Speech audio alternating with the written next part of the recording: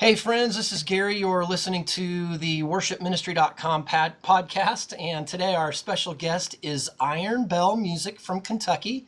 So welcome, guys. Thank you, Gary. We're glad to have these guys. They've got some really great things going on with their ministry, and they are in Kentucky today, which is where I think their home base is, correct? That's correct. Correct. And so let's go ahead and get started with the podcast. So how did Iron Bell Music start? Stephen. Once upon a time. In a galaxy far, far away. Iron Bell Ministry, yeah. It started with the founders, Greg and Shelly Diedrich. Actually, Greg was once the president of Kentucky Fried Chicken for like 5 years. He was a chicken guy. And as he retired, and he was also in ministry and whatnot. When he retired, he just felt like the Lord said, open your home up for like prayer and worship. And they began to do that, and it began to grow really quick. So then they decided, well, let's move to some bigger place. And they found this barn in Louisville, Kentucky. So if you've seen any of our videos, live videos, you would see this barn that we're worshiping in. And this barn is called the Iron Bell. And they turned this place into this place where people can just come. It's not a church, it's a ministry where people just come, spend time in the presence of God, worship, pray, really just simply that, get to know God in an intimate fashion. And that is really how the ministry started. It's been kind of That's about 7 years ago. about a 7-year journey to where it is now. Yeah. And then Iron Bell Music is the music arm that's really just kind of come out of that naturally as we've just been getting together, worshiping, adoring the Lord. We begin to write songs out of those times, just some spontaneously, some just in time with the Lord. We started creating this music, never knowing that it would go to radio and all this other stuff. We were just simply just worshiping Him, and this was the natural overflow of that. And so here we are today. Here we are today. Yeah. So what does the name Iron Bell mean? Yeah, we've talked a lot about that. There was a lot of symbolism behind it, and the symbolism being, if you've ever seen harken back to Little House on the Prairie, like that time where you got these agricultural kind of communities. The hippest show ever. It's the hippest show ever. But you bring that bell to tell the people that are out in the fields, hey, it's time for a meal. Come on in and let's get together. Let's sit around a table. Let's enjoy food together. Let's enjoy each other's company. And so Iron Bell for us really is an invitation into intimacy with the Father, to come and spend time with Him. Oh, that's cool. That's cool. So this is going to go kind of way back, even probably before, for both of you, this question is going to go back way before probably Iron Bell was even in your sight, if you will. What are some of the ways your calling as a worship leader was confirmed?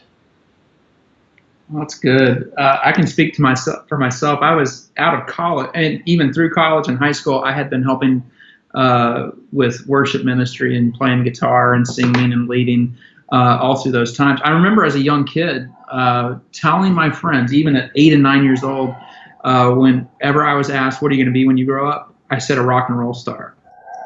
And I don't know if I've ever hit that mark, but it was early on. It's like I felt like God was speaking to me that music's going to be a very important part of your life, and I've made you to create music and to lead people in song and to discover my nature. So I knew early on. Let me jump in real quick. I had kind of that same experience where we used to go to my aunt and uncle's house, and whenever we would sit around and play music, and whenever a hymn was sung, at a young age, I was like, what's going on in this room? I sensed it, but I didn't understand it at that time because it was so little, but I get what you're talking about there. So go ahead, Stephen. Sorry about that. Good. It's funny, though, how you said, I wanted to be a rock star. I've been doing music most of my life. And even before I was a Christian, I was in like metal bands and all this kind of stuff. But, as I get into my own story here in a little bit, I knew coming into all of this, that music was going to be a part of my life. Mm-hmm. But it's funny, the whole, the Lord puts desires on our hearts from birth, like a desire, a deep, deep, deep desire. Mm-hmm. And what happens is through the world and through all this junk, it gets distorted. And so what I believe at an early age for Joel and for myself is this desire to adore the Lord and to praise him through music. But what happens is in that distortion is it becomes this ugly thing that's like, now I want to be on this stage and I want everybody to see me and I want to become a rock star, right? But at the heart of that, though, is an actual desire from the Lord. Right. And that's really important to notice, because people think, oh, this is just all bad. This desire to want to do this is all bad. But at its core is an actually desire put there by the Lord that's been distorted.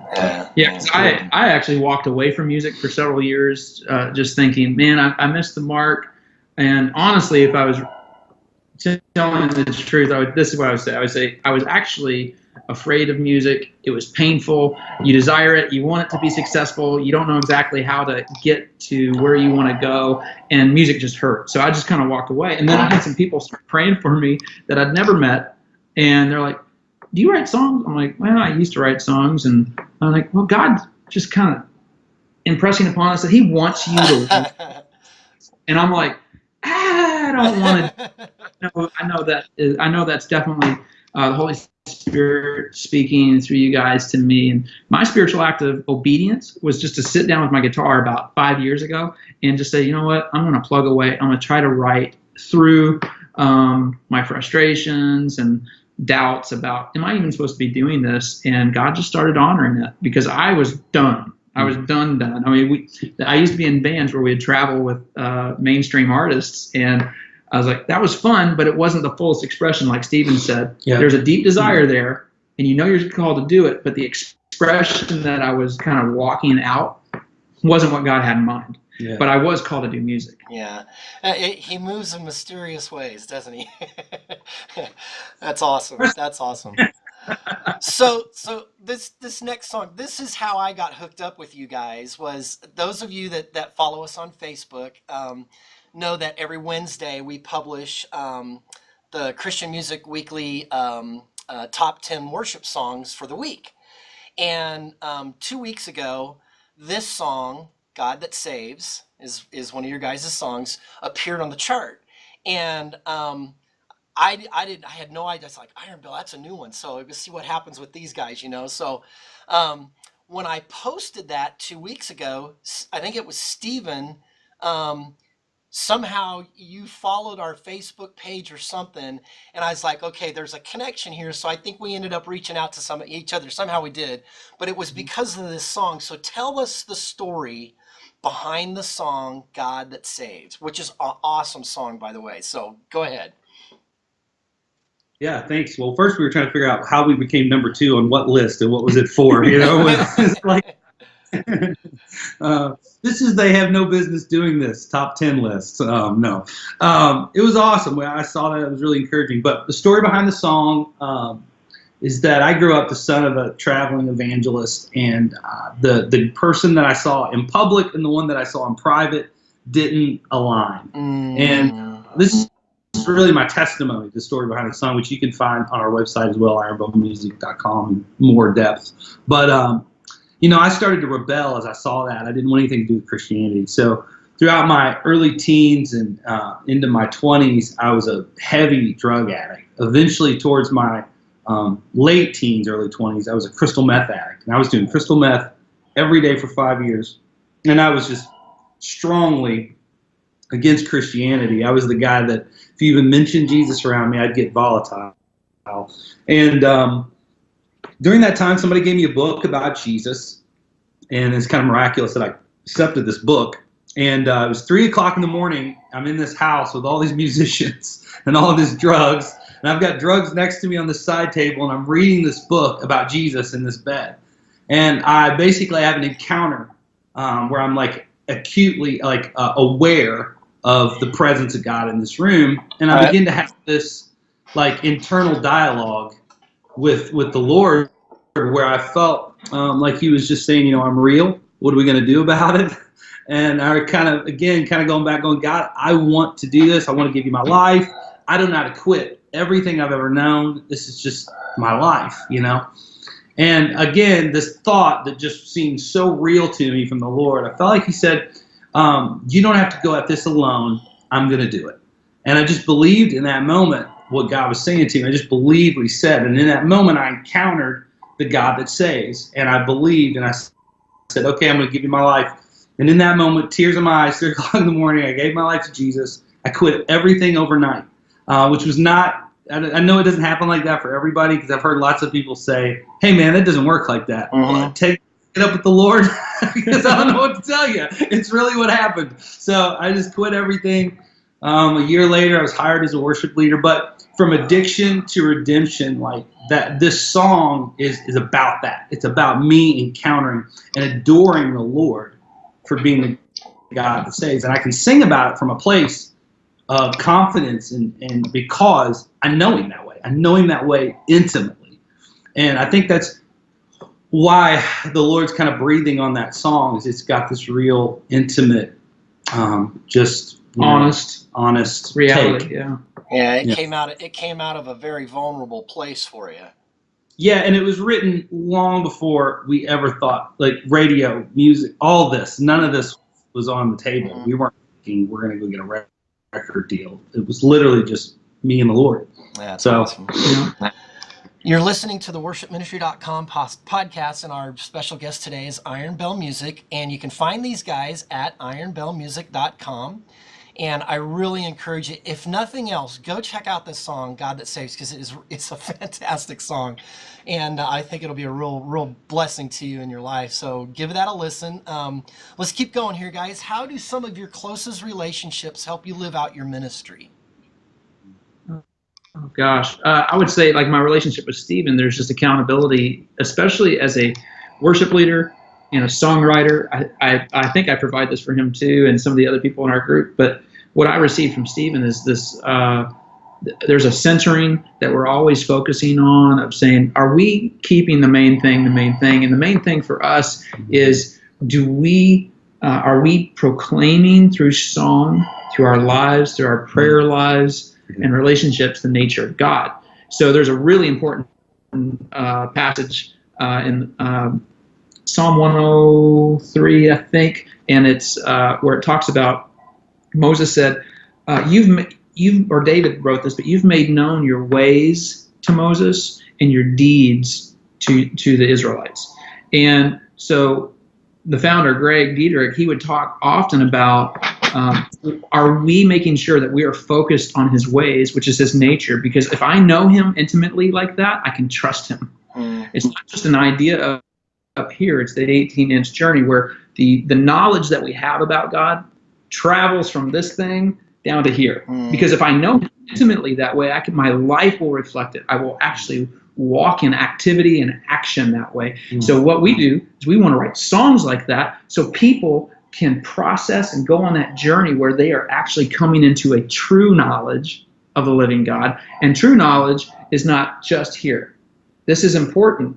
The head up here in your head, but you got to make sure that it carries that it travels down to the heart, and it becomes reality for you. That God is real. He is good. He is a father. He is a provider. He is a healer. He is a comforter. And so that's where these songs come from. And we want to make sure that he's known for those things intimately. So that would go along with, I guess, our next question. What inspires you in your songwriting? You kind of summed it up right there. So because he's like, just like you would say God's infinite, and God is love, and God is a father, God is a provider. He's actually infinitely all of those things. So I might have what we call, like, a revelation is just an idea that basically the Holy Spirit gives you about God. It's him allowing you to believe the truth about who he is. Yeah. But it's infinitely good. He is infinitely good. He is infinitely Father. He is infinitely provider. He is infinitely love. So I get to go on an eternal discovery of those things and dive deeper into his nature. And hopefully the songs that we're writing help people go deeper that way. Yeah. Yeah. So who would you say has had the most influence on you as an artist and as a worship leader? Pass. Nope, you're not getting out of this one, man. We're holding your feet to the fire. No, it's hard to say. Groups of people, but This is not trying to be cute. Not trying to be cute. Just just pressing into knowing the Lord. I mean, the Lord himself, I would say, and I'm not just trying to be like this, but I would say, Jesus, I would say David, I would say all these things, because there's lots of worship leaders that I could say have that effect for me. But at the end of the day, the thing about them is that intimate place of kind of what David did. Like, David prepared to be king in a field when nobody was watching. Like, David wrote all the Psalms in a place where he wasn't preparing for everybody singing along, It's the secret place. It's the secret place. It's those guys that go, you know what, I'm going to be a worshiper because I do it when no one's watching, not because I'm preparing for Sunday morning when I'm going to be in front of people, simply worshiping the Lord, thinking no one may ever hear this or ever see me do this, but it's totally real. That thing is what you see, those people that are like, honestly, like, technically they're like, talent-wise, they're okay, but there's just something about them that makes you go, man, I love this, and I love this guy. This feels so real. What that is the overflow of a life lived in the presence of God. Someone that actually does that when no one's watching. So when they get on stage, they're not like, okay, now I'm worshiping. It's like, no, that's the overflow of a life of worship. Absolutely.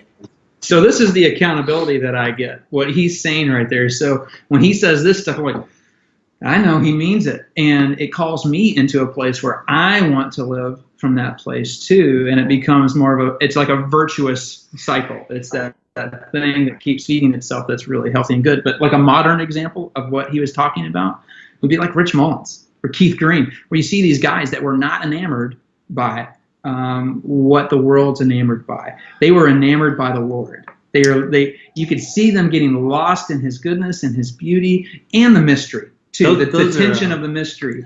Those are some old school examples. Well, and that's good though, because I lived in Wichita for about 15 years, and I was fortunate enough to get to know Rich a little bit, and talking about just one of the most transparent, what you see is what you get kind of guys. He was fantastic. So let me go back to you, Stephen, real quick. Why David? Why King David? No, we're just the reasons I just said. He was doing all this not because he thought he was going to be in front of people. As a matter of fact, like it says in the Bible, it says he was the guy that everybody was kind of overlooking, right? He was like the last person you would pick. But he prepared, like he really adored the Lord. Like, again, he prepared to be king. If you read the Psalms, you read some of those things. He prepared to be king by fighting the lion and the bear when nobody was around to see him do it. He prepared to be kind of like an example for the people of a worship leader by writing all the Psalms, most of the Psalms, when nobody was around. It was just him in the field with the sheep, right? Right. So I think it was just that ability to like really adore the Lord, not knowing that anybody would ever see what he's doing. Go ahead. Look, even though I'd equipped him for the public eye, I think. Yeah. One of the things I love about what David did with the Psalms is it's all the emotions. I mean, everything's there. It's not everything's great. I adore you. You're wonderful. Happy, go light. I mean, it's not. Yeah, there's those songs like that are like that, but there's a whole wide variety of things that he goes through. But that's how you know he wrote those when he didn't think anybody was going to see him. Exactly. My life's great. My life's great. My life's always great. Yeah. All right. Yeah. Yeah, but he covers the whole emotional gamut, right? Absolutely. So he allows us to sing songs in our misery, in our frustration, in places of fear and anxiety and worry and loss and pain, but also joy, and also at your right hand are eternal pleasures. Mm-hmm. And I just want to live in your presence. I'd rather be a doorkeeper, in your house than 1,000 days elsewhere. Mm. What stirs up the most passion in you? It goes back to, the main thing is the main thing for us. It's like the more you're able to experience his nature, see his nature, believe his nature, it's a wellspring of excitement. It's a wellspring of activity and creativity, because he's the God of creativity and he wants to partner with us in that creativity. activity. So that's what influences me. It's like, it's what drives me. It's just that. Yeah. And that's all good. That's awesome. And I think also though it's funny, like being kind of where we're at right now and all the amazing stuff that God's doing with Iron Bell Music, and honestly things we've always dreamed of getting to do. Lots of traveling, lots of getting to just get in front of people and adore the Lord.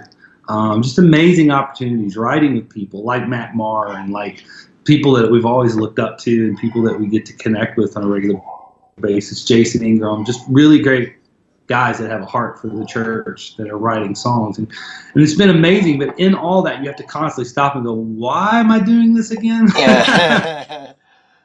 How did I get here? And you always got to remember how you got here was probably a place where you were broken. And you went, okay, God, you're the only thing that's going to get me through this. Yeah. And usually in life, there's those moments where that happens. And you can either close up and not do anything and kind of cancel out your destiny. Or you can go, okay, God, you're bigger than this. I love you. I'm just going to go all the way with you, wherever you want to take me, whatever you want to do, whatever crazy decisions you want me to make. Like, you're amazing. You're the thing that I want more than anything. Right now, I mean it because I'm so broken. You know what I mean? It's those places sometimes where you begin that journey, whether you know it or not, those places are the places, usually the fork in the road, where you begin to step in to the real plans and purposes that God has for authentically. Your life. Not just the, okay, get a good job, get married, get a house, do all the things that good people do, it's the, this looks like it's insane, but I guess I'm going to do it because I see the Lord calling me to do it. That's the best fruit is kind of hanging low out on the limb, right? Yeah. It's kind of that concept, and that place of really getting to know Him in that place where you make those decisions. That's where the passion starts, because He's in that place. Everything else is stripped away, and He's all that matters. You have to fight for that every day, and even more so in the places that the Lord's taking us. People think people in Christian music must just sit around and pray all the time. They consider like how do you chase and fight for that when you're in green pastures? He brought you through the valley of the shadow of death, but now you find yourself in green pastures. You're like, okay, I don't want to lose this excitement and this intensity of pursuing you, and this sweetness that is found only in the secret place. It's what you do in secret. He'll honor you in public. I saw a great quote on Facebook the other day. It was something to the effect of, if your dreams don't scare you, you need to re-dream your dreams. So, it's so true. So, hey, you're listening to the worshipministry.com podcast. Our special guests today are Iron Bell Music. You can find these guys at ironbellmusic.com. And again, I encourage you to go listen to the song God That Saves. It's fantastic. It's currently charting on a lot of the charts around the country. It's number 3 on the Christian Weekly charts, Christian Music Weekly charts that we post on our Facebook page every Wednesday. And excited for what's happening for these guys. Talk about the full album that's coming out in May. Yeah, we are super excited about this. We last November we did the barn in Louisville, Kentucky. It's a horse barn that's been renovated into a place of just where we can just pray and worship, and it's called the Iron Bell. It's where we gather. So last worship we did a full live recording, just a night of worship where we recorded live, and we had the producer Nathan Knuckles, who did 10,000 Reasons. Oh yeah, Christy Knuckles. Yeah, Christy Knuckles' husband produced the record, and we all just worked together. It was awesome, and captured a really special, just real organic night of worship. And we're releasing these 11 songs on our first full album, released nationally through Essential Worship, which is Sony, and through Providence, which is Sony Music's Christian arm. And we're going to be doing that in May 19th. And the album is actually called God That Saves.